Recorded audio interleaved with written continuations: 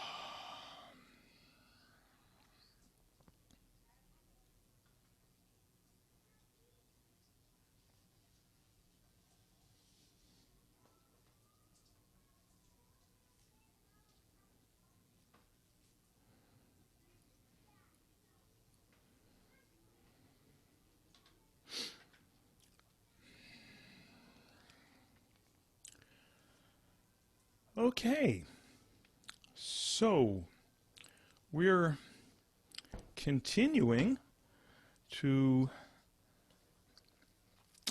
enjoy the luscious Enlightenment poetry of Rumi. Any of you who missed the first session on Rumi, which was last Sunday, it's on my YouTube channel. If you just go to YouTube and just type in Slider Rumi, it should come right up. And if you have trouble finding it, drop me an email. I'll send you a link. Also, did some of you get this book that I recommended last time? Ah, excellent. Good, good, good. So if you don't have this book, I really recommend it. Even aside from this series, it's just something you want to have. For the sake of this series, it'll be very good to have, so that I don't have to be displaying text on the screen and so forth. So we were talking last time about Rumi, and who started off as more or less a garden variety Muslim judge and teacher, and then the great event of his life took place. He met this in his teacher, his beloved teacher, a man named Shams, who just, for Rumi, the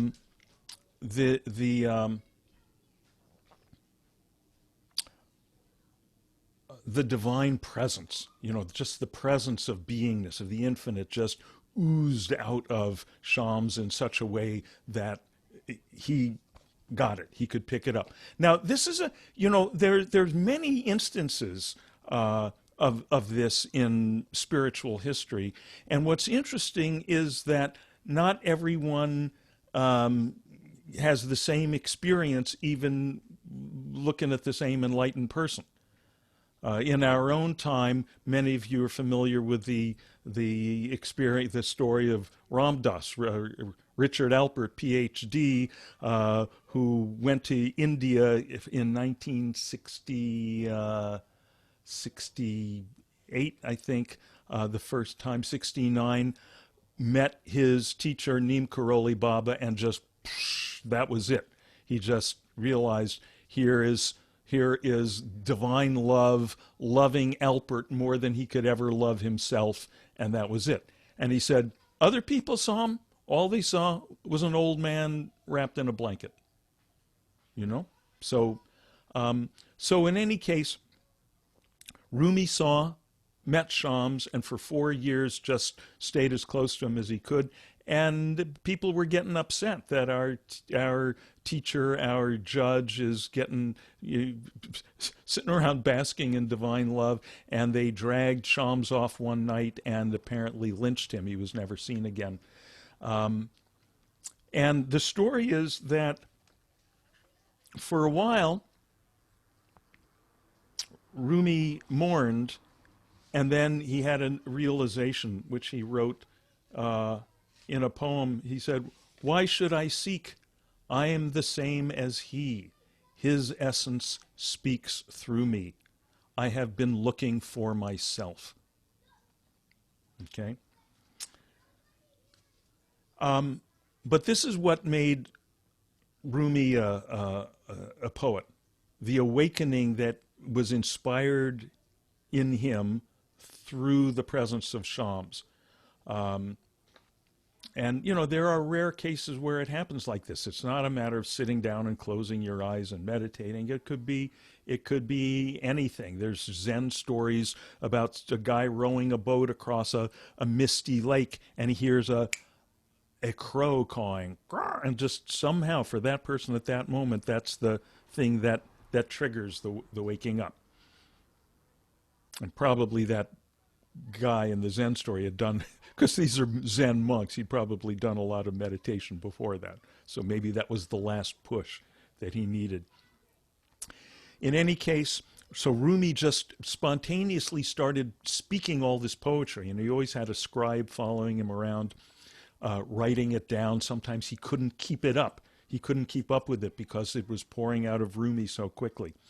And then Rumi would look at the manuscripts and correct them and revise them.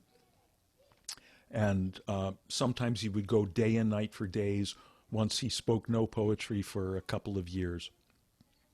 Because it's, however the spirit moves. So, let's go to a poem. For those of you who have the book, and this book is The Enlightened Heart. The Enlightened Heart, an anthology of divine poetry, an anthology of sacred poetry, edited by Stephen Mitchell. I'm reading backwards there. And you can get it at Amazon, The Enlightened Heart. So, this one's on page 51. I would suggest, do whatever you want, but I would suggest this first time through, just listen. Even if you have the book this first time through, just let it wash over you, and then we'll go back through it with the text in front of us. That's what works for me anyway. There's something about, hear it more the way it came out of Rumi, which was just a spoken thing. Of course, he spoke it in Persian, but what can we do? Don't grieve. Anything you lose comes round in another form. The child weaned from mother's milk now drinks wine and honey mixed. God's joy moves from unmarked box to unmarked box, from cell to cell, as rainwater down into flower bed, as roses up from ground. Now it looks like a plate of rice and fish, now a cliff covered with vines, now a horse being saddled. It hides within these till one day it cracks them open. Part of the self leaves the body when we sleep and changes shape. You might say, last night I was a cypress tree, a small bed of tulips, a field of grapevines. Then the phantasm goes away. You're back in the room. I don't want to make anyone fearful. Here's what's behind what I say. Ta-dum-dum, ta-dum, ta-ta-dum. There's the light gold of wheat in the sun, and the gold of bread made from that wheat. I have neither. I'm only talking about them. As a town in the desert looks up at stars on a clear night.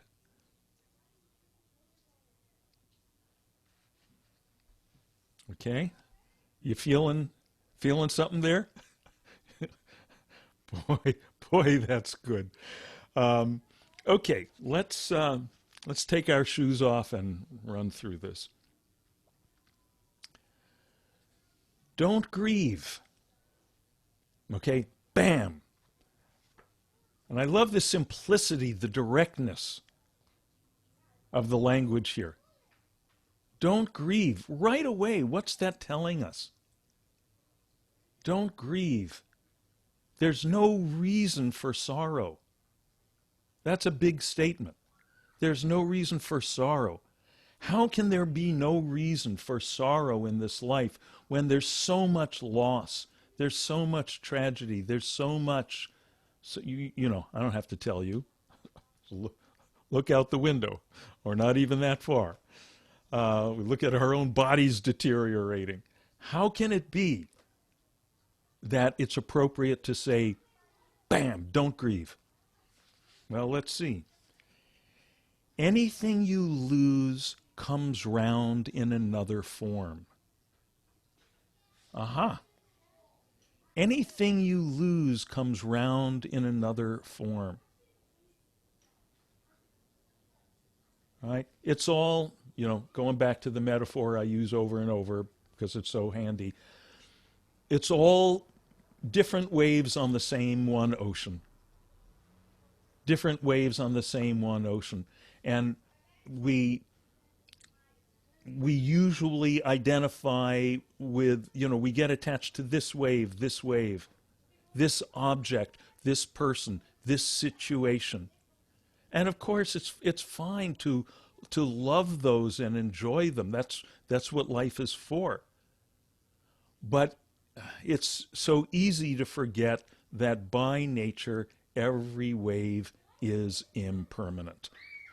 Every wave is impermanent. And if we get invested in this particular wave must last forever, then we're setting ourselves up for grief. That's how it works. That's how it works. That's the bad news. Because some of those waves are wonderful, right? The good news is that no wave exists independently. No wave exists by itself. Every wave is just the expression of the one ocean. And the wave subsides, and then what happens to the energy of that wave? The form goes away, the energy goes on, and it arises in some other form. There's only one thing around here. There aren't billions of things. There's only one thing around here, and it's just seething and coming and expressing itself. All these different tentacles and pseudopods of it come out, and one of them we call Dean here for a little while, and one we call Yafa, and one we call the house, and one we call, you know, Jody, and one we call Lulu, and one we call Anna, and you know, we all it's as if this wave is interacting with this wave, but it's all just this ocean interacting with itself. And there's some comfort in having some intellectual understanding of that, some emotional apprehension of that. But the real awakening comes as we grow into that as a direct experience. So that when we hear descriptions like that, rather than, oh, gee, that's a nice idea, it's, oh, yeah, right. That's what I'm seeing. And that's what happens. That's what awakening is.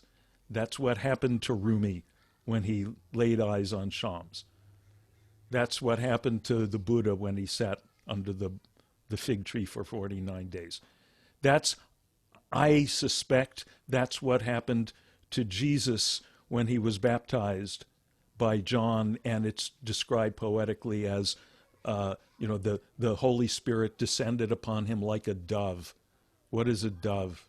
This doesn't mean a bird sat on his head. It means, the dove is the symbol of peace. Great peace overcame him. And that's when he began his career as a teacher. I mean, that makes the most sense to me. And by the way, those of you who've gotten that book, other book I recommended by Stephen Mitchell, The Gospel According to Jesus, if this interests you, get that book, because he goes in great detail into that idea. So don't grieve. Anything you lose comes round in another form.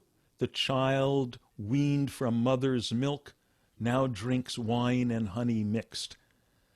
So wine and honey mixed, I believe that,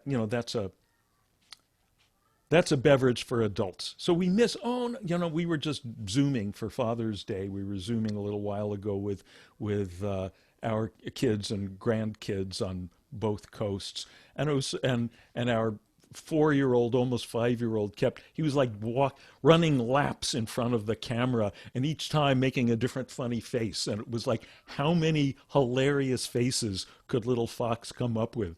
And he never repeated himself. He did like a different shtick every time. It was, and you go, oh, it's so precious. I want this little one to stay 4 years old forever. But, that's what I said about 3. That's what I said about 2. That's what I'll say about 6. Right? Soon he'll be drinking wine and honey mixed. By the way, of course, Rumi comes from Muslim culture. In Muslim culture, you don't drink alcohol at all. You don't drink wine. So whenever he refers to wine, which he does a lot, apparently that's symbolic. That's symbolic for just the intoxication with the divine. God's joy moves from unmarked box to unmarked box, from cell to cell. Okay? From unmarked box to unmarked box, from cell to cell. What are these unmarked boxes? They're everything. They're all these books, they're all these, every situation, every moment, every bell, every microphone, they're all, that none of them are going to be marked. They're not going to say, contents, God's joy, 5 pounds, 13 ounces, some settling may have occurred during shipping, expiration date, right? It doesn't work that way. The boxes are unmarked, but that's all they contain.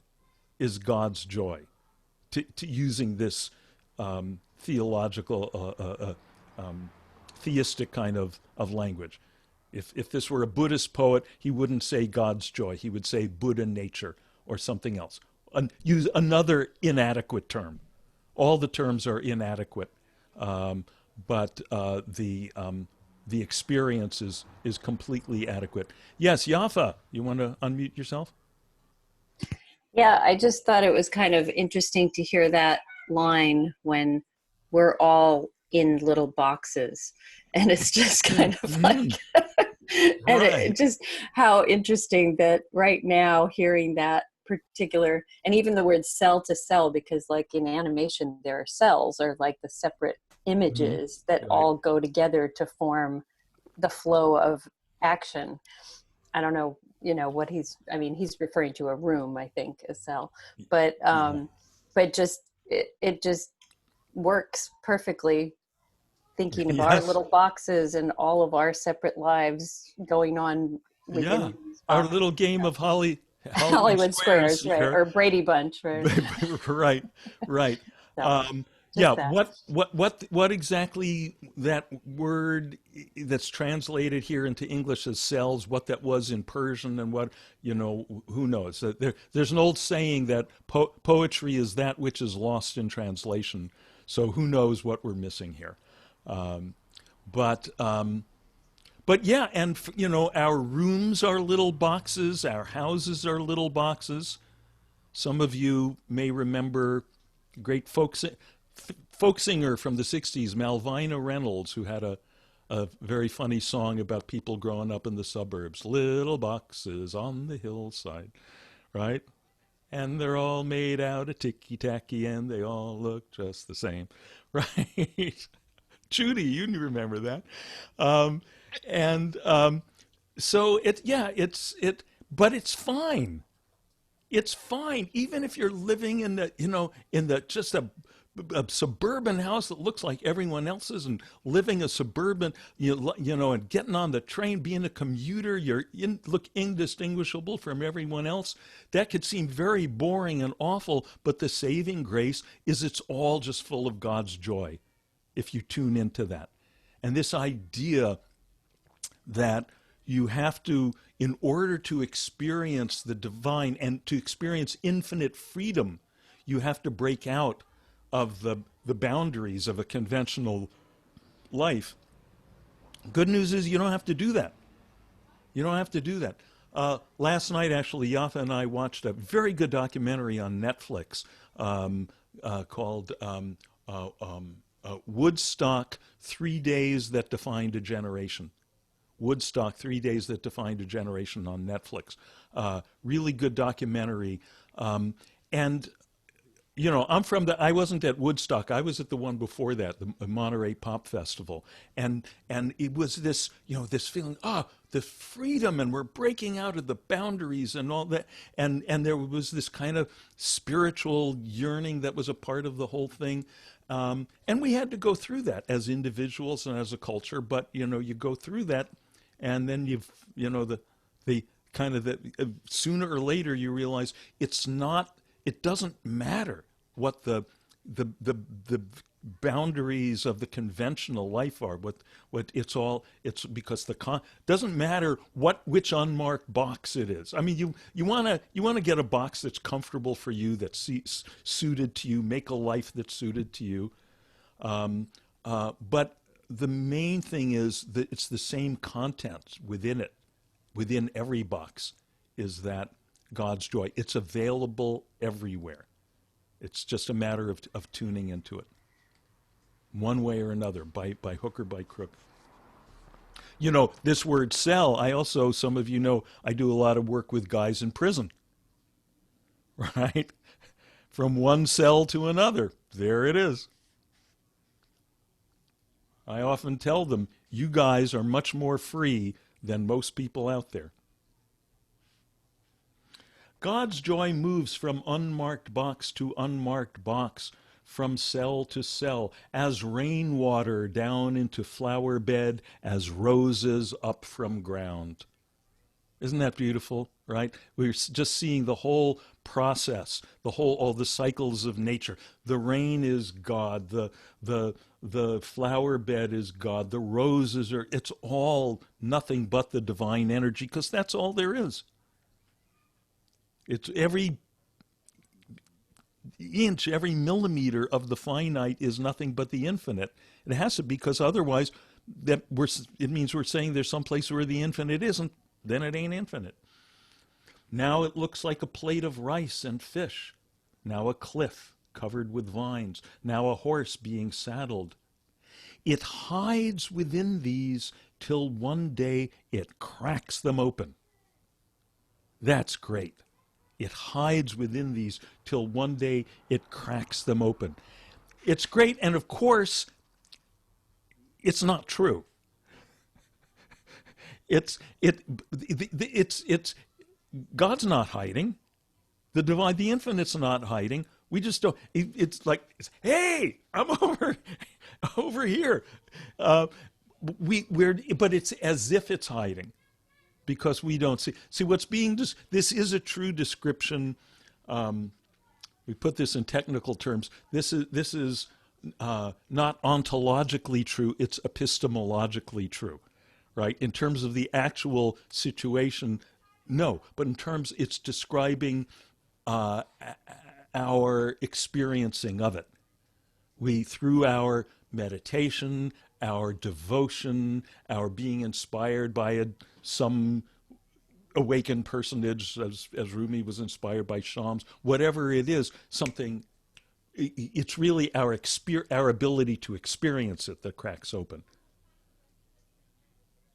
And this reminds me of a line that I'm sure some of you know from Tova. I see you nodding because Tova has taught courses in Leonard Cohen. It's Right. wonderful, right? And that wonderful There line. is a crack in everything. That's how the light gets in. Yes, yes, there is a crack in everything. That's how the light gets in. Oh my God.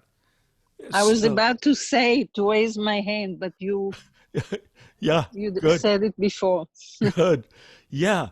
So yeah, there it is. And it's interesting because there he's talking about the light getting into each thing and into us. Here it's expressed as the crack happening so that it's more like so that the light can come out. Same thing. Just, so we don't want to take these things too literally. They're all poetically true. They all work. Just casting it a little bit differently. But one day it cracks open. And some of you have experienced this in meditation. We've talked about this in our Tuesday evening sessions and our Thursday evening sessions, how sometimes you're sitting there and getting very settled, and then it feels, even sometimes the body will jerk or something, and it feels as if almost as if like, the energy of what feels like an individual is trying to crack through the shell of the form, the individual form, to join the bigger boundless space out here. And it's as if like a baby bird cracking through the eggshell, which is why some of the phenomena that can happen in meditation, sometimes, we go through funny emotional stuff or funny energetic stuff. That's all what that is. That's all part of this process of the cracking open. And now a new stanza, and we go into another aspect of this. Part of the self leaves the body when we sleep and changes shape. So here he's clearly describing the dream state. You might say, last night I was a cypress tree, a small bed of tulips, a field of grapevines. Then the phantasm goes away. You're back in the room. Okay? Now, what's this got to do with anything? Why is, in the context of everything that's gone before, why is this here suddenly? And of course, with Rumi, it's not because, he planned it out that way. With him, it was all just inspired. This is the way it tumbled out of him. But we, after the fact, can look at this and say, why are we talking about the adventures of the dream state now? Right? Last night I was, and by the way, as Yafa did and as Tova did, if any of you, if you want to break in and volunteer something or ask something at any point, just go ahead. You might say, last night I was a cypress tree, a small bed of tulips, a field of grapevines. I was, right? Usually we think we know who we are or what we are. I'm this thing, it's 5'9" or 10 and 171 pounds and but in a dream I can be a flying giraffe. And that's just as persuasive at that time as this thing is persuasive at this time. So the form changes. The form changes. But is there something that remains the same? Yeah. What remains the same is the sense of I, the sense of the experiencer. And the experiencer is not any form. The experiencer is this formless, aware space that experiences everything, including the form that we mistakenly thought was us. Right? And so many, many great teachers point to the dream state to help us see the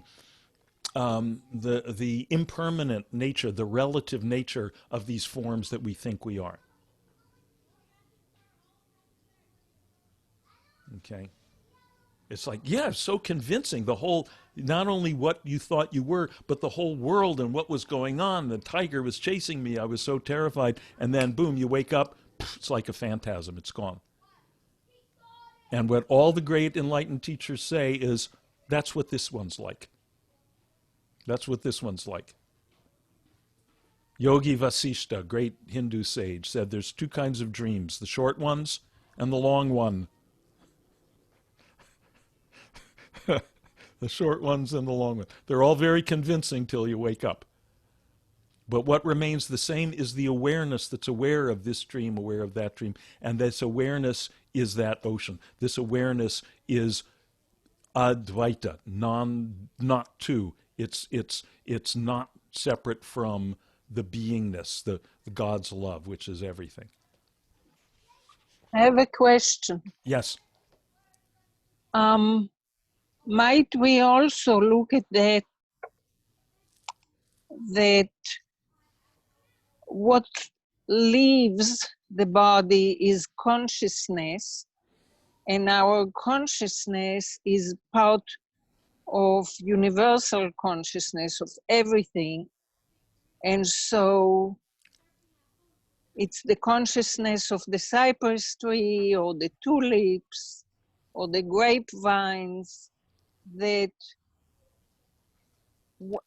at night, when part of our consciousness leaves, it's free to connect, just like your description of the waves, that the waves are part of the ocean, so is our consciousness part of the ocean of consciousnesses. And when it leaves, it makes a wave as a cypress tree or as a bed of a tulip, but it's all one consciousness. Yeah, that's where you landed there is what I think is most important. Provisionally, relatively, it can seem, we talk about, whatever, the consciousness of the cypress tree or the consciousness of Tova or the consciousness of Deen, and they all seem very different. But what starts to happen as we go deeper into our meditation, deeper into our investigations,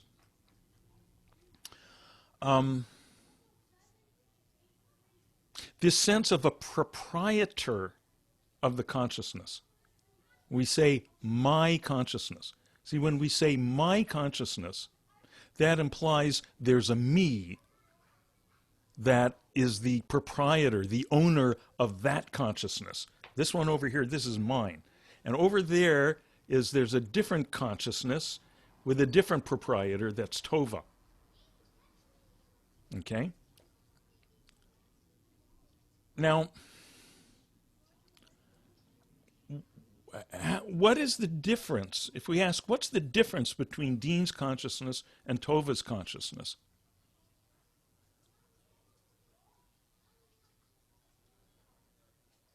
Do they have are they different colors? Let's check. What color is your consciousness, Tova? No color. No color. Mine too. Isn't that funny? No color. Because if you said purple, then of course I'd have to invite you to examine that, make you realize that whatever you're imagining or seeing that's purple is not your consciousness, not your awareness. It's something you're aware of, either within your mind or somewhere out in the outer environment. Okay? So now we've established that your awareness, my consciousness awareness, they're interchangeable terms. So your awareness, my awareness, they're the same color, no color. What shape is your awareness? Square, round, triangular, conical? All the shapes in the world. Or no shape. Or no shape. Okay. Now, without intellectualizing it, but actually looking, take a look and tell me which one of those responses is actually correct. Is it all shapes or is it no shape? No shape. There you go. There you go. Because all the shapes are things. It has the potential, the capability of being aware of all shapes by virtue of being no shape. Okay, and having done two of these now, we know how these are all going to go. No, it's not high pitch. It's not low pitch. It's the infinitely empty, capability of being aware of all pitches, all textures. What gender do you have? Do you have male awareness or female awareness? Yes, none. Both and none. Yeah, none, none, none. Everything that seems female in you, everything that seems male in you, if you take a look, I think you'll see that's something you're aware of. Okay?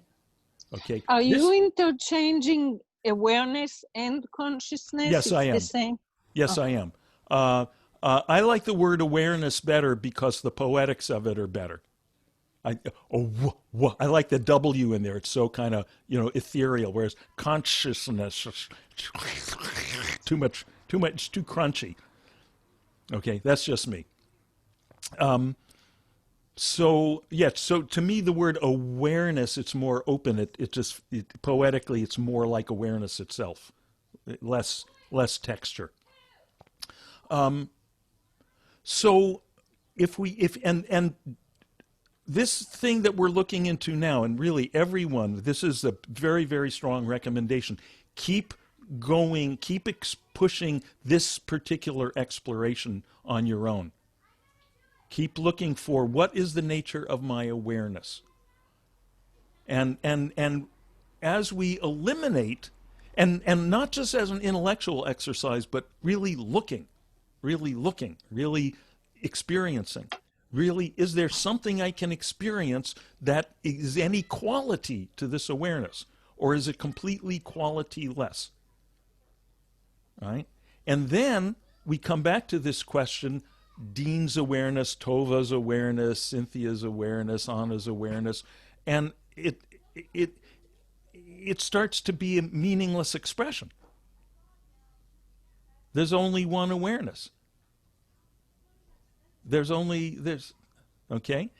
Which appears to be manifesting in these different forms and looking through these different eyes. But let's get back into the poem because Rumi's going to shed more light on all of this. So after going through all of that about the dreams and the phantasm, he says, then the phantasm goes away, you're back in the room. I don't want to make anyone fearful. And that's such insight.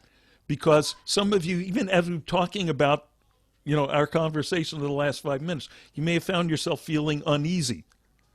You guys are seekers of truth, so you're stuck with it. But most people don't want to hear this stuff.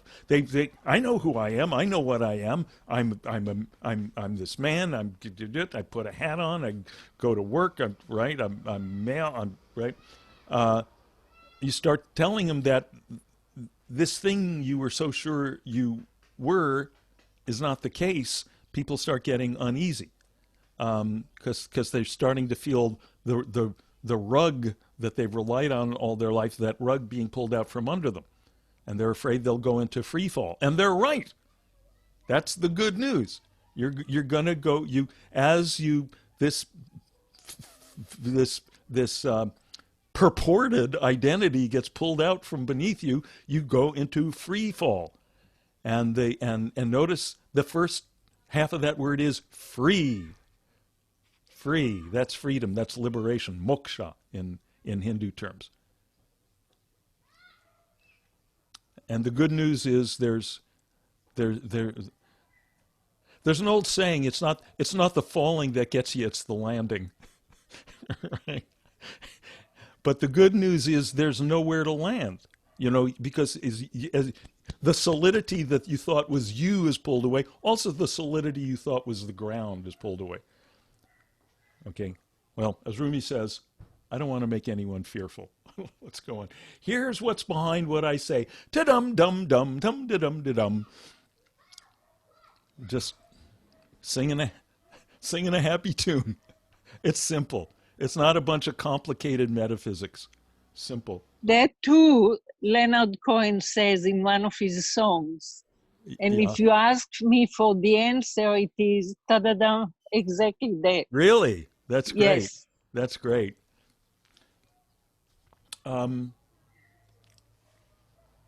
There's the light gold of wheat in the sun and the gold of bread made from that wheat.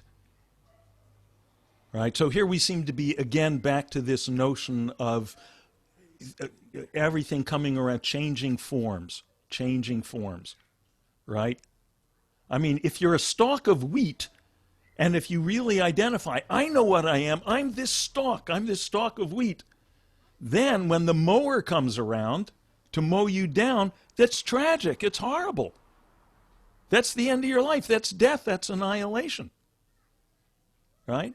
But if we expand our view, and we realize, oh, the wheat is going to be made into bread, and there's an essence that runs through them both, the gold. That gold, that's the, what earlier in the poem is called God's love, God's joy. God's joy. It's just the ocean, the same, If you identify with the leaf, you just think, I'm this leaf, I'm, I want to live forever, and this leaf over here is my wife, and I want her to live for, then when this leaf falls or that leaf falls, it's the ultimate tragedy. Guess what? Every leaf will fall. Guaranteed. And the good news is if you expand your view of, oh, this leaf's part of the tree and part of the whole ecosystem, everything's happening right on time. And it's not just an intellectual tuning in, it's an experiential tuning in. The whole process is happening within this boundless beingness that's all God's joy. There's the light gold of wheat in the sun and the gold of bread made from that wheat. I have neither. Right? No one can have it. No one can put it over, in a drawer and lock it up. It's constantly moving. No one can have it. No one can have ownership of this.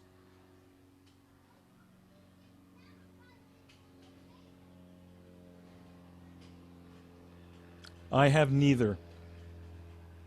I'm only talking about them as a town, and notice there's a comma after the word them, not a period, a comma.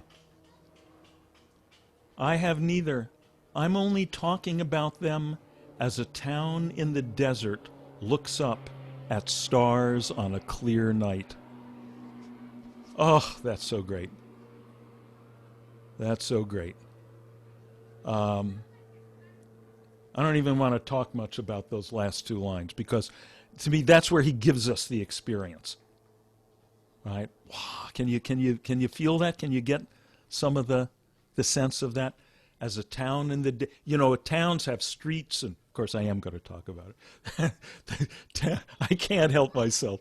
This is what I do. So, a town has streets and avenues and buildings and vehicles and people and busyness, right? Town is activity.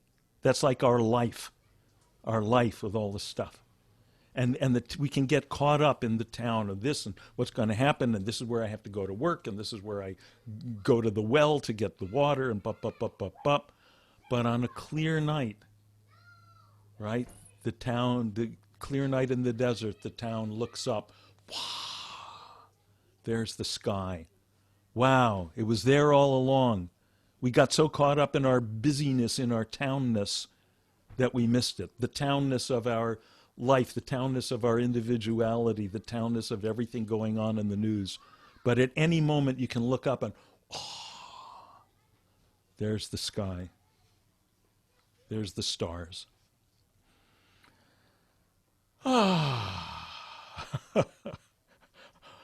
I'm so happy that things like this exist in this world. Let me just say that. Let's do another one. Let's do the next one. On page 52. But again, I recommend, what works for me anyway, is the first time through, just hear it. Morning. A polished knife blade. The smell of... hold on. I gotta mute you. Oh. Okay. Oh, did you want to say something, Lulu? Yes, I did. Yeah, okay, go ahead, please. Sorry. before we go to the next one. Yeah, sorry. That's okay. I made some notes as you were reading because I wanted to be very exact in explanation of what I understood from the poem that you just read. At the beginning, he is talking about the consciousness and the conditions that we identify ourselves with things around us, being object or another human being, which again, we are as an object. And then when he goes into explaining about the boxes from box to box, he's talking about reducing ourselves, reducing the consciousness within ourselves.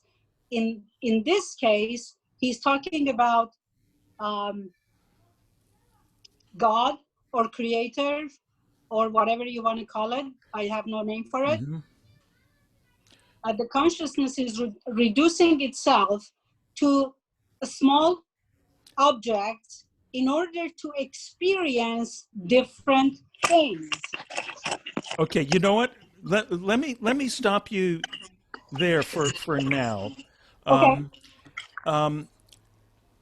Because everything that you're saying, I want to say, yeah, but and then kind of adjust the language a little bit. And if we start doing that, it's going to take up the rest of the hour.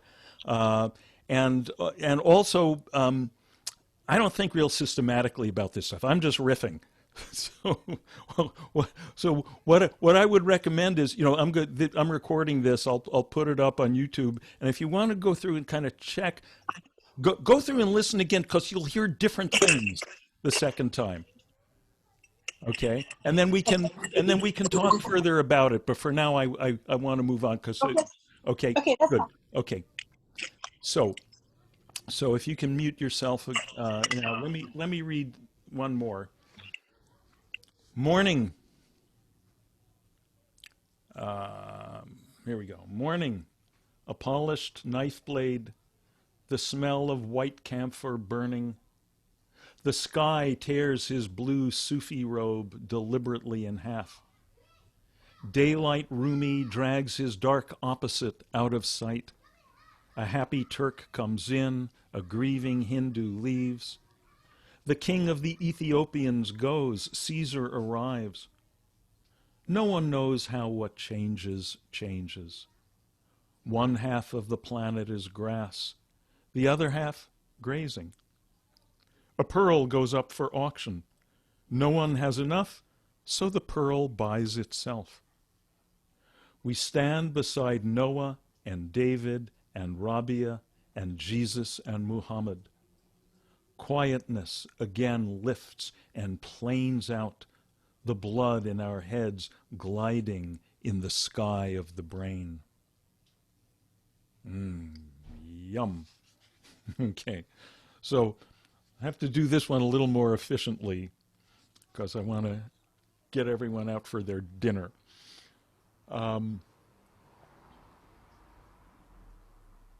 Morning. A polished knife blade. The smell of white camphor burning. Why are those two images there?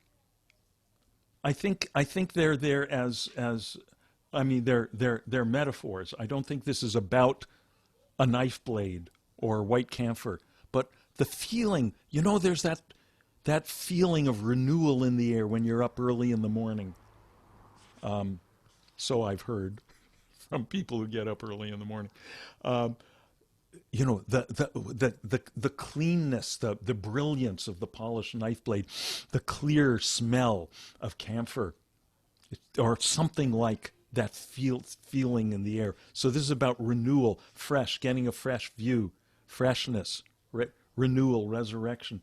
The sky tears his blue Sufi robe deliberately in half.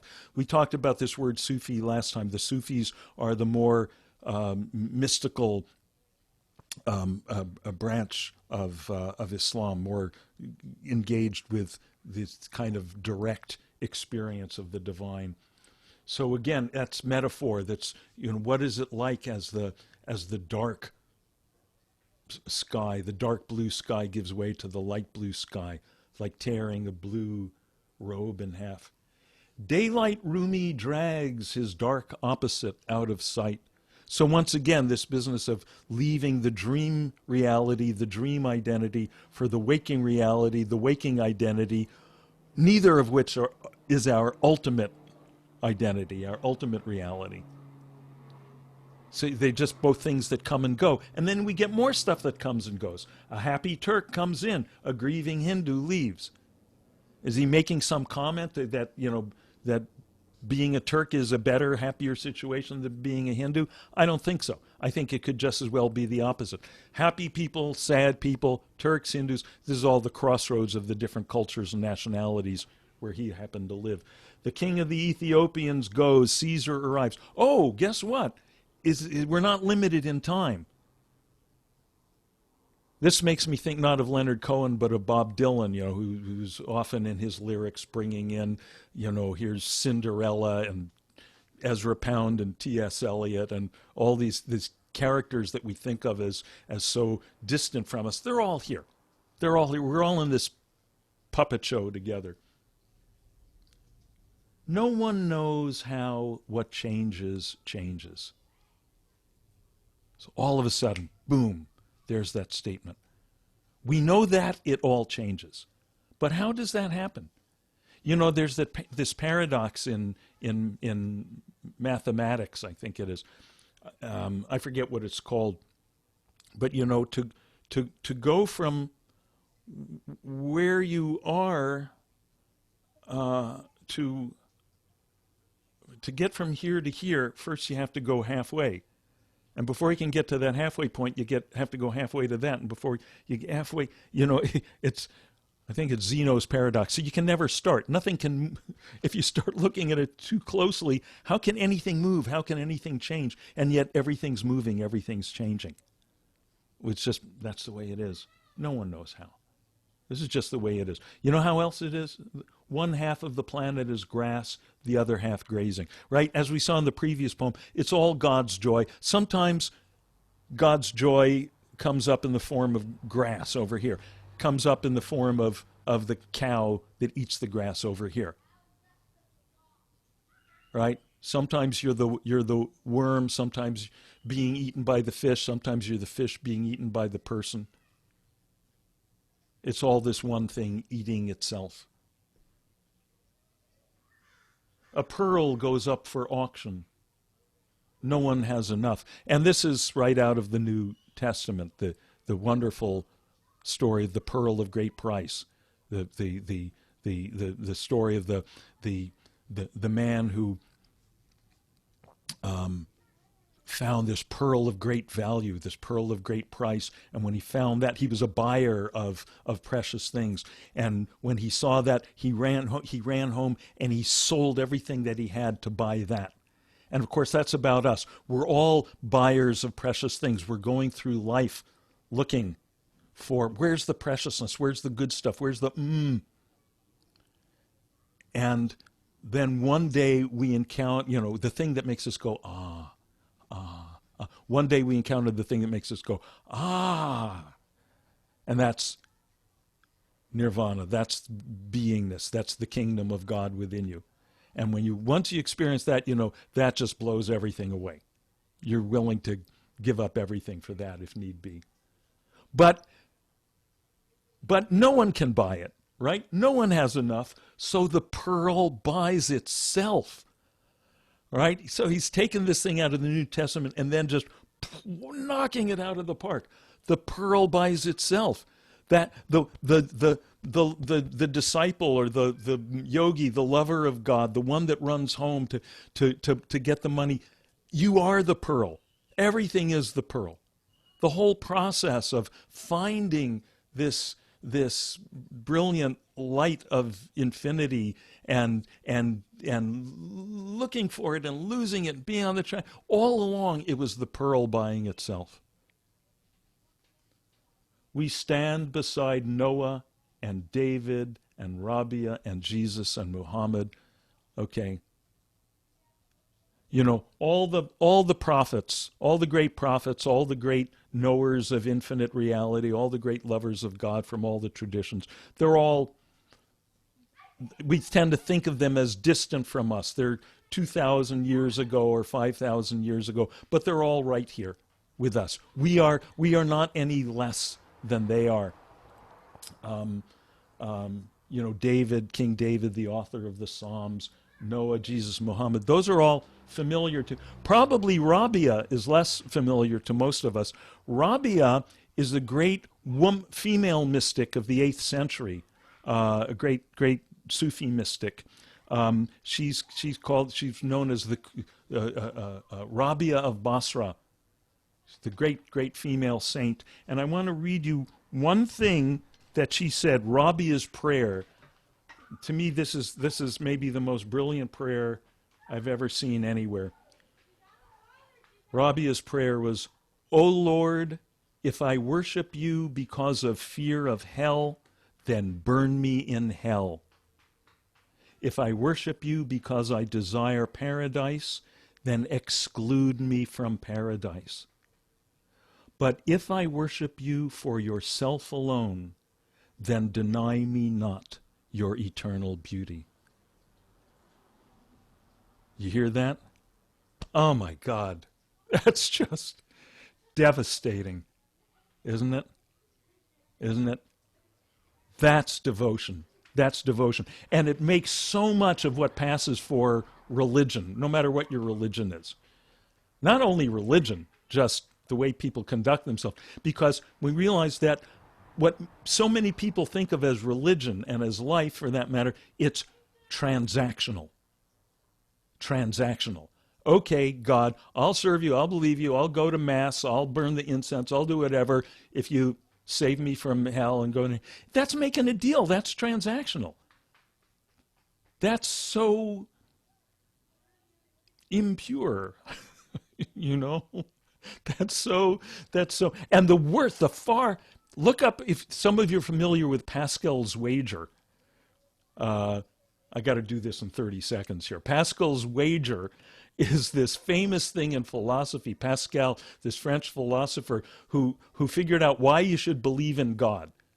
And what he said is, well, if there's no God and you believe in God, then it can't hurt you. Then you just die and that's it. You're gone. If there is a God and you don't believe in God, then you're gonna, when you die, you burn in hell. Okay? Let's see, how does this go? So basically what he comes down to is it can't hurt you to believe in God. It can only help you, and so therefore you should believe in God. And then, you know, if there's a 50-50 chance that gets you into heaven, saves you from hell, great. And so therefore, Pascal says, I believe in God. And to me, that is so horrible, right? It's of course, the whole premise there is that you're going to fool God, right? Right? You're going to pull the wool over God's eyes. It's so awful. Right? And then here at the... Also, you know, this word transactional, we've heard this a lot in the last 3-4 years about a particular leader that has become very prominent in this country in the last few years, that you say everything he does is transactional. There's no loyalty, it's all what's in it for me, and it's very interesting that out of our whole society we have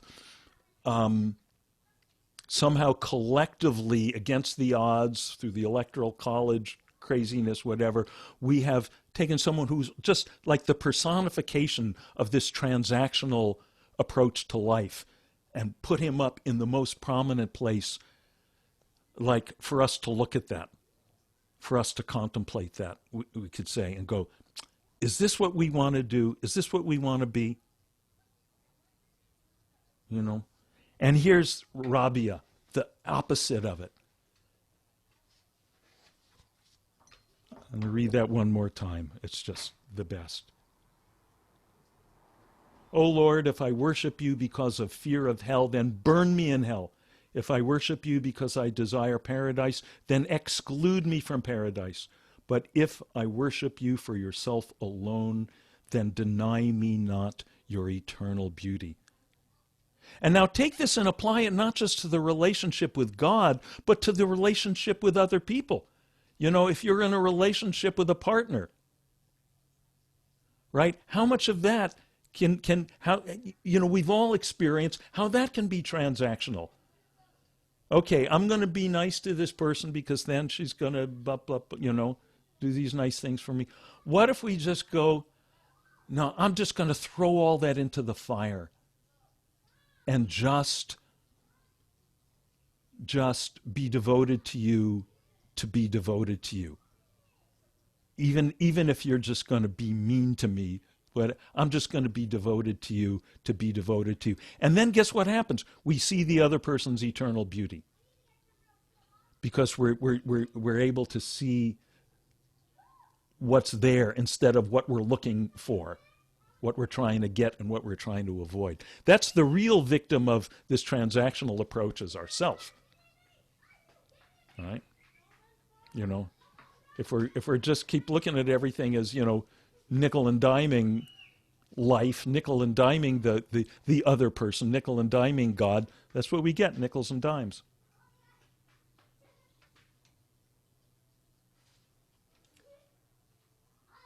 We stand beside Noah and David and Rabia and Jesus and Muhammad. And then at the end of the poem, very much like the previous one, you know, which ends with that experience of the town looking up at the stars on a clear night. Quietness again lifts and planes out, the blood in our heads gliding in the sky of the brain. Right, the sky of the brain. Here's our brain, which seemed like it was just limited, stuck in the cranium. This is us, and just this little ego zipped into a bag of skin, and then, no, it's the sky. There's no division between the brain and the sky.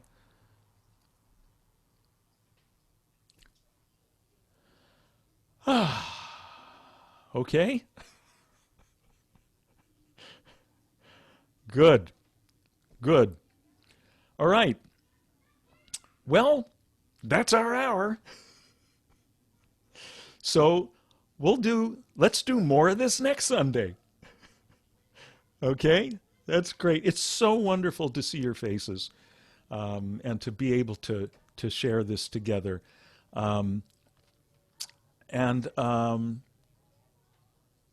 Okay, anything else?